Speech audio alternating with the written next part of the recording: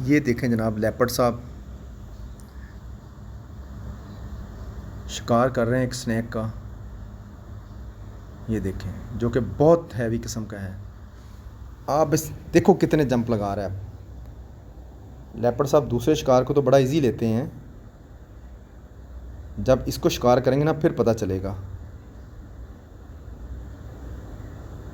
जब वो आगे से घूरता है ना तो फिर ये 6 फुट ऊपर चला जाता है। ये देखें, ये देखें जनाब, इसका जंप देखें। लेपर्ड साहब आज आपके साथ कुछ सख्त मुकाबला करने वाला है जानवर आगे। इतनी जल्दी वो हिम्मत नहीं हारेगा। हाँ जी, लेपर्ड साहब की पूरी कोशिश है। ये देखें, इसको 6 फुट का जंप करवाता है ना वो, उसने इतनी आसान नहीं है भाई, इतनी जल्दी नहीं है।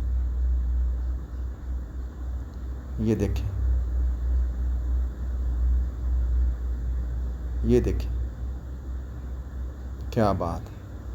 लेपर्ड डर रहा है ना फुल उससे, उसकी हिम्मत नहीं है कि आगे से उससे फाइट कर ले। ये दूसरे जानवरों को तो बहुत जल्दी शिकार कर लेता है। और आगे से आज फाइट हो रही है ना, फुल मुकम्मल फाइट हो रही है। हाँ जी, ये देखें, अब अंदर से डर रहा है, खौफज़दा है।